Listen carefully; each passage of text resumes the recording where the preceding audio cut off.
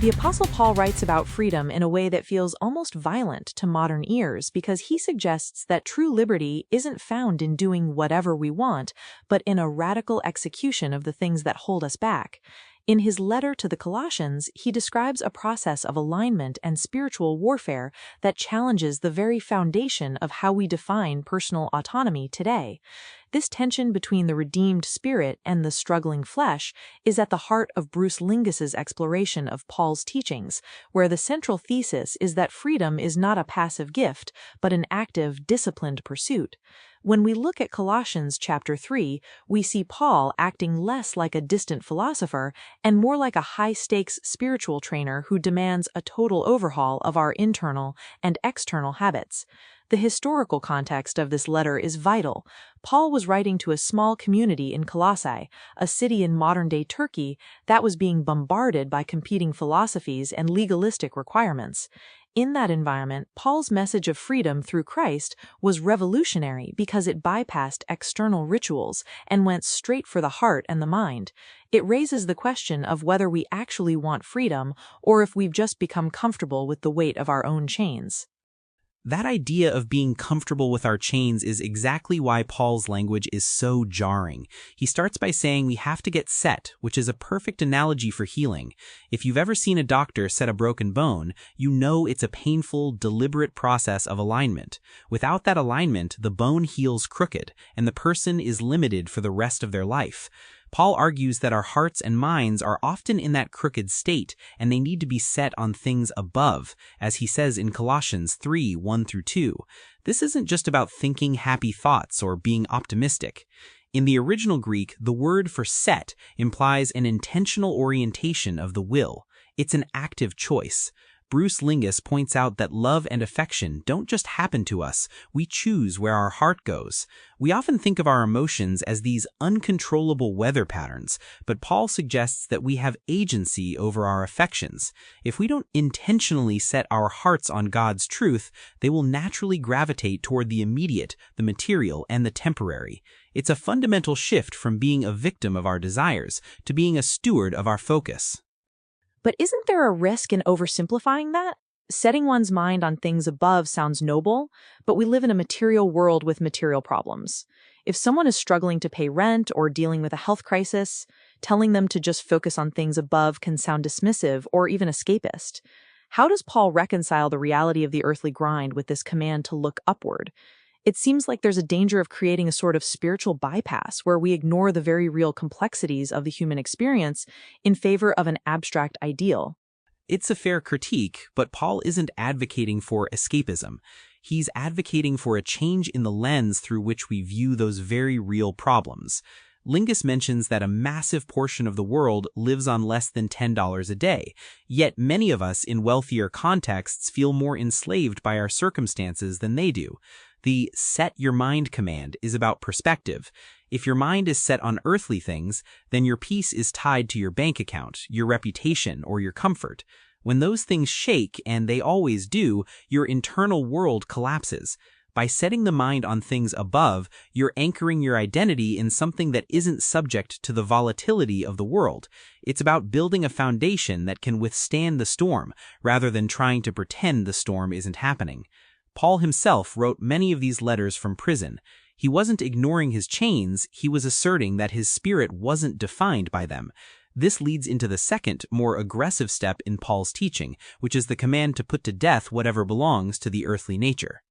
The phrase put to death is incredibly strong. He's not saying to manage your flaws or to go to a support group to discuss them indefinitely. He's using the language of execution. In Colossians 3:5, he lists things like sexual immorality, impurity, lust, and greed. It's interesting that he ends that list with greed, calling it idolatry. Why do you think he uses such violent terminology? It feels almost intolerant or extreme in a culture that values self-expression and living your truth. Putting something to death sounds final and uncompromising. It is final, and that's the point. Paul is making a distinction between the penalty of sin and the power of sin. For the believer, the penalty was paid at the cross, but the power of habit and the grip of the flesh remain.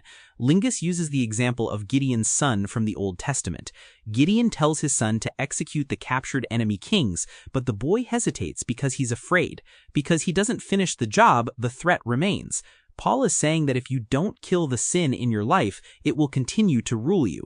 We often try to domesticate our vices. We think we can keep our greed or our lust on a leash, but Paul argues that these things are parasitic. They don't want to coexist with your spirit, they want to consume it. The root of many of these issues, as Lingus notes, is greed, an uncontrolled desire for more. It's that internal voice saying, "I'm not satisfied." If you don't execute that mindset, it just keeps growing and manifesting in different ways. That connection between greed and the other sins is fascinating. It suggests that all these behaviors are just different symptoms of the same underlying hunger. But let's talk about the how.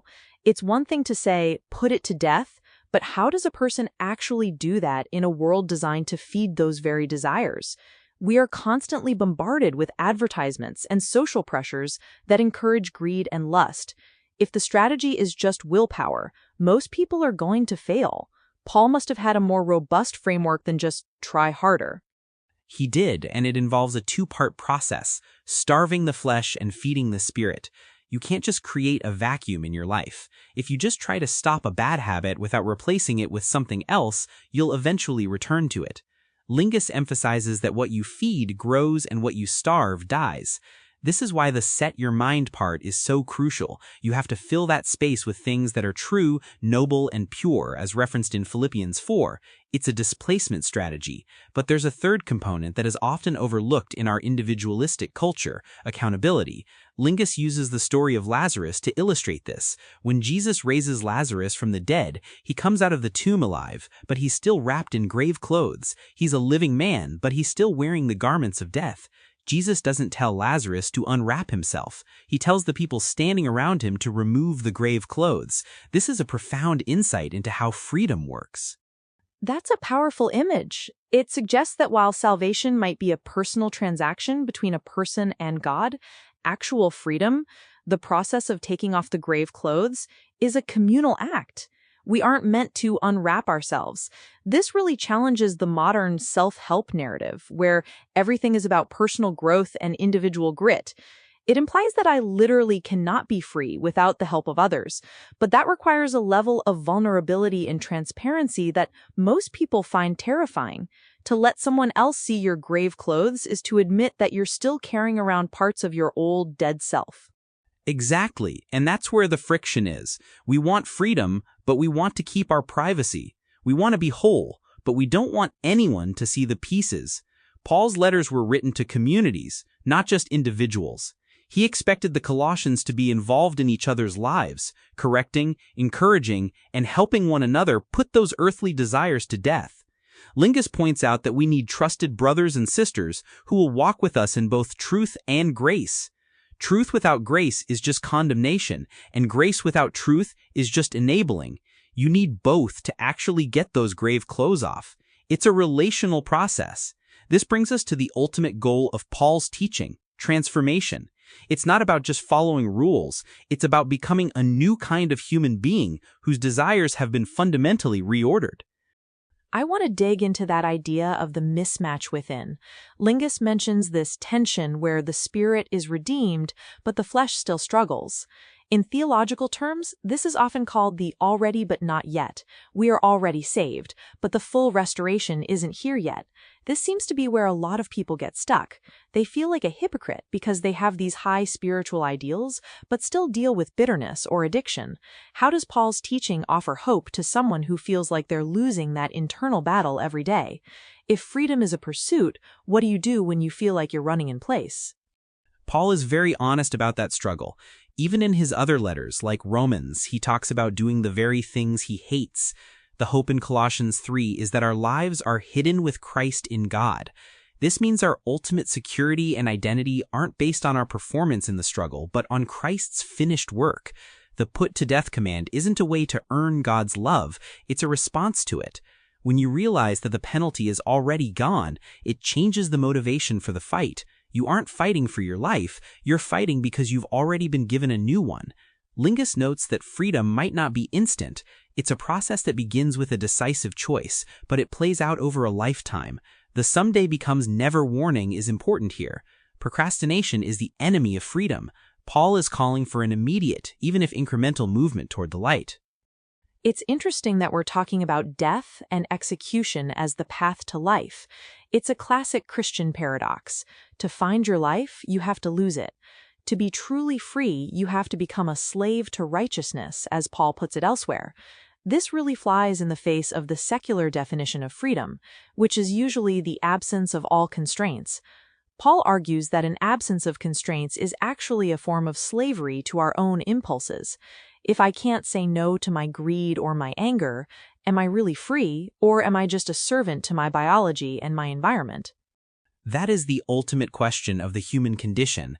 Modern psychology often aligns with Paul here, suggesting that true flourishing comes from discipline and the ability to delay gratification for a higher purpose. When Paul says to set your heart and mind, he's giving us the cognitive tools to reframe our reality. He's saying that freedom is found in alignment with the way the universe is actually structured, which, in his view, is centered on the character of God. If we try to live against that structure, we'll always feel like we're grinding our gears. Lingus reminds us that God is the restorer of hearts and the healer of minds. The invitation isn't just to a harder life of self-denial, but to a deeper life of purpose and peace that isn't dependent on external circumstances. It's about breaking the chains of bitterness and shame that we've carried for years. And it seems that the starting point is simply acknowledging that the chains exist. We can't put something to death if we're pretending it's a pet. We can't get our bones set if we won't admit they're broken. The invitation to freedom is for everyone carrying addiction, shame, or hidden struggles. It requires a radical honesty that says, I am not okay and I need help to change. Paul provides the theological map, but we have to be willing to walk the path. It's a journey from the tomb of our old selves into a life that is vibrant and unencumbered. The final takeaway is that freedom is available today, but it demands everything of us. It's a high price, but as the history of the faith shows, the cost of staying in the grave clothes is much higher. It really comes down to whether we trust the trainer. Paul, as that spiritual trainer, is pushing us past our comfort zones because he knows what's on the other side. He's seen the transformation in his own life, from a persecutor of the church to its greatest advocate. That kind of radical change is what's on the table for everyone.